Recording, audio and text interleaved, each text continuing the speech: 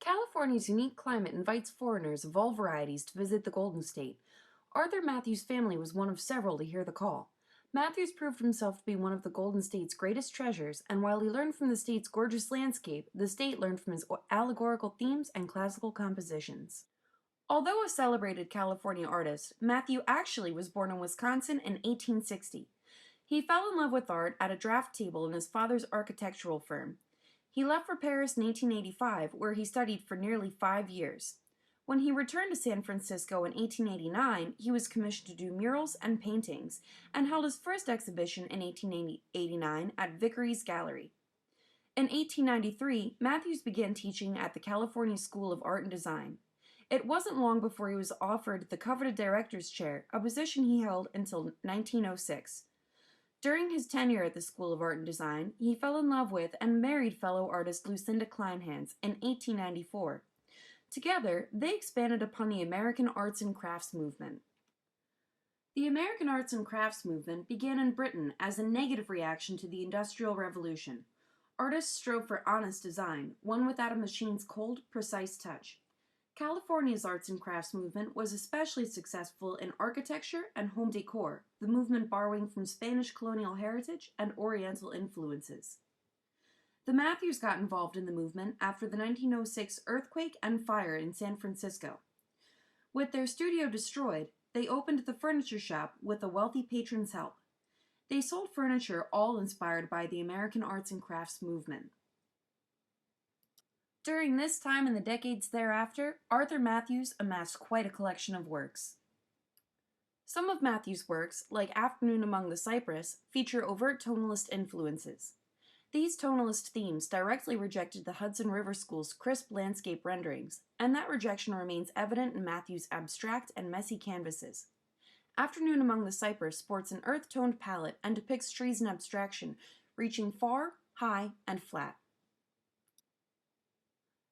His next piece, Health in the Arts, one of his most brilliant murals, remains a heralded piece even today. Common for Mathews, he includes allegorical concepts, which embody a complete narrative involving characters and events that stand for an abstract idea or event.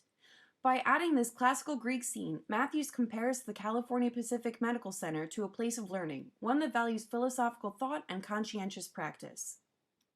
In this 1917 portrait, Mathews celebrates youth and movement, blending classical style with modern themes. This became a common theme for Mathews, as evident in portraits presented earlier in this presentation.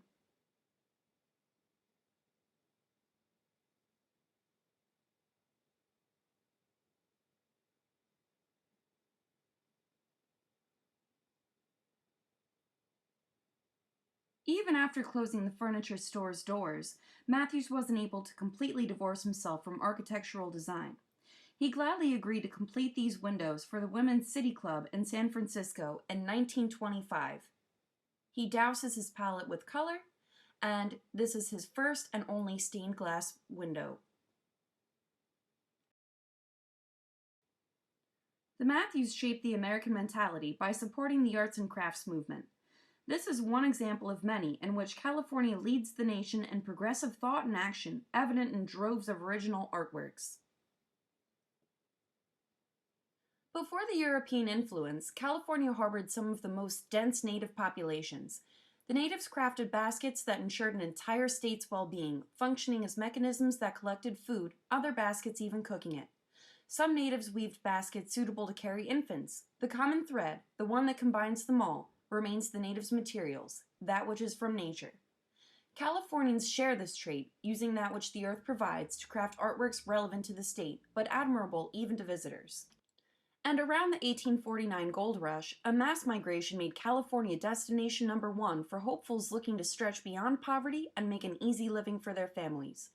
In this climate, California's population diversified beyond the Spanish settlers and natives that traditionally occupied the land. California gave the nation hope as well as a reason to adhere to manifest destiny, filling out what has become the United States today. This feat cannot be understated. Mentioned several times throughout this presentation has been California's progressive attitude, another facet of Californian life that lends itself to a broader national mindset. We can see this progressive attitude both embraced and rejected in California artist, Robert Arneson's ceramic piece from 1982. One of the last things visitors and citizens love about California is its diverse landscape.